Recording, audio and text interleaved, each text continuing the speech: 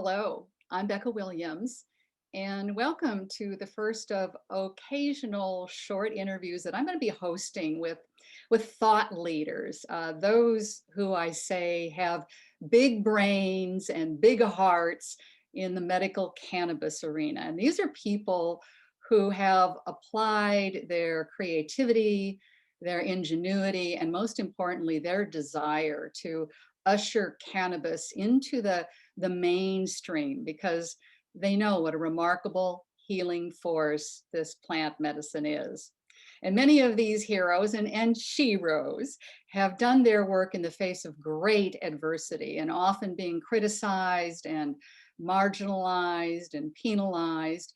And I know personally, being fairly new on the cannabis landscape, I mean, publicly about 7 or 8 years, it's been a tough road to hoe for me in many ways, but much easier because I get to stand on the shoulders of people like Dr. David Bearman, who did the heavy lifting for decades before many of us now in cannabis came on the scene.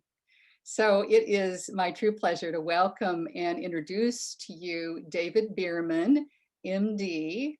Hello, Dave. It's good to have you Hello, here. thank you for having me. You bet.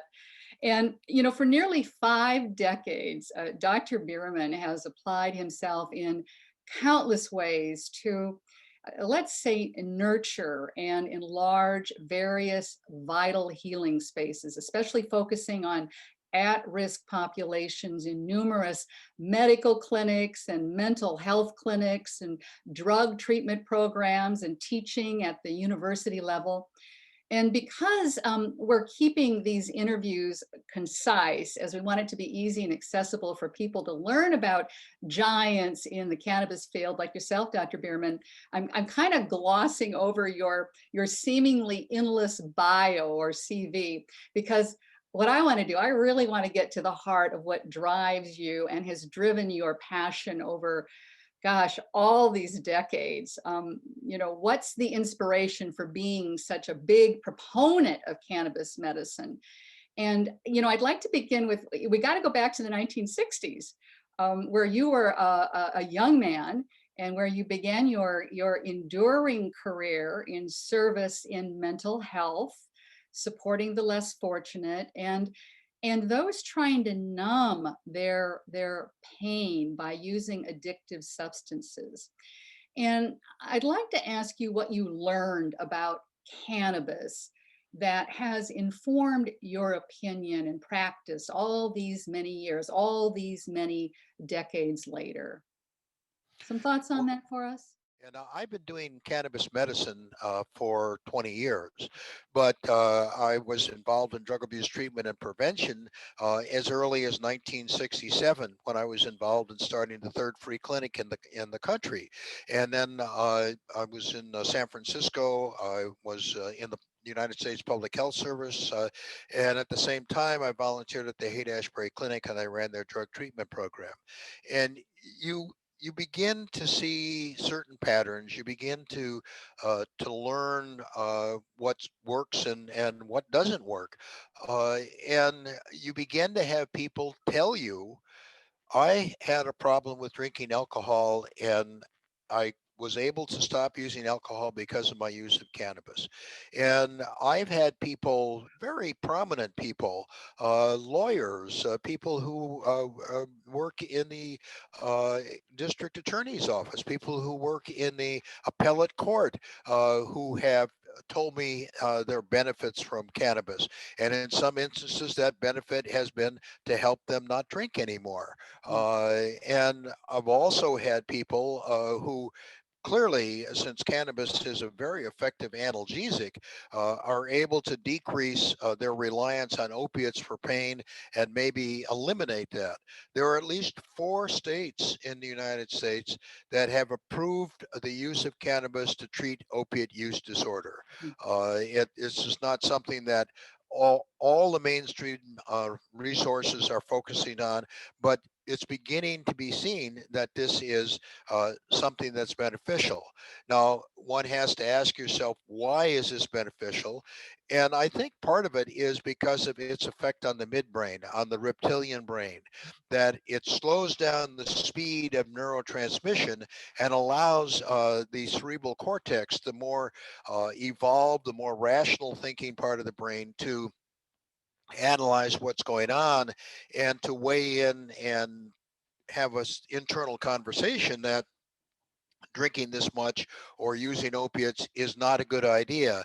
Now, you might ask, why do we need cannabis for this? And partly that is because the midbrain sees things in terms of life and death, black and white, and it triggers the fight or flight response. And if you can slow down the speed of neurotransmission and give the frontal lobes an opportunity to check out reality, you're more likely to act in a more rational fashion than if you let the reptilian brain take over too much of your thought That's a process. that's a terrific analysis of what happens, and I think that now with the opioid crisis and where we're actually finding out that cannabis is helping. I want to circle back to alcohol because Right. it's still heretical in the medical arena that, oh my gosh, that we should be able to use cannabis to displace an alcohol abuse syndrome. Thoughts on that? I I think the thing with cannabis for alcohol and the doctors having a hard time getting their head around it is because physicians are not educated about the endocannabinoid system, which is a shame. It's the largest uh, neurotransmitter system in the human body. We've been aware of it since arguably the late 1980s, certainly the early 1990s. And there's no excuse for medical schools not to be teaching about the endocannabinoid system. That would give doctors the tools to understand why cannabis is useful for many people as an exit drug. And it's really criminal that we don't see more medical schools, and there are a few more that have been doing this, say, in the last 5 or 6 years, and my hat's off to them. But we also need to get the National Board of Medical Examiners to include questions on the endocannabinoid system on that test, because medical schools are ranked on how well their students do on the national boards. So until you get questions on the national boards about the endocannabinoid system, I'm not even talking about the use of cannabis as medicine. I'm talking about understanding how this works physiologically in the human body. It's going to be difficult to get physicians to understand why cannabis is an exit drug. And I want to just say in passing that you are doing your part. I mean, an important aspect of your career was creating the medical based organization called the American Academy of Cannabinoid Medicine. And I just want to digress here and say that anybody who's watching this video can learn more about the Academy. And the website is aacm.info. AACM for the American Academy of Cannabinoid Medicine.info. So yeah, and only a doctor could speak his mind like you do, David, around what doctors need to do. Um, Well, thank you. And I do want to say, in regards to the American Academy of Cannabinoid Medicine, that there were a number of us, pioneers, courageous doctors, who were regular speakers at the Hemposium at HempFest in Seattle. And we were offended by a doctor in Venice Beach who had a young woman in a bikini out in front of his office saying, medical marijuana recommendation is 39.95, and we felt that, and he got a lot of publicity for that. I mean, all the papers, hey, we got a picture of this woman in a bikini. Is we wanted to do something that would both marginalize people like this doctor in Venice, but also recognize those physicians who are practicing good quality cannabinoid medicine. And I would encourage anybody who's looking at this, if you're looking for somebody who knows their stuff, look for a person who is a certified medical cannabis specialist that's been certified by the American Academy of Cannabinoid Medicine. Now, this was such a good idea to certify people that you have a number of organizations that are doing certification. But I do not think that their standards are as strict and relevant as the standards of the American Academy of Cannabinoid Medicine. Well, bringing your experience to rest on this, I'm sure that it is a very high standards. So let me see, I'm watching time here and I just want to wrap up, but I want to ask, you were in the Haight-Ashbury community. You had mentioned that where the counterculture movement was born. We know this, and you were in that mix. Would you consider yourself a former hippie? That's a good question. I've often thought about that, and the definition of hippie is a very loose one, and there I think I would see myself as a reformer, somebody who understood the hippies. Let me just say that Yes. uh, the term hippie is used sometimes as something that is a praise. It's also used sometimes as a way of trying to marginalize a person. And I, I've kind of moved away from trying to label people, including myself. I think you need to look at what somebody does rather with what the label that they've given themselves or the label that other people have given them. Thank you.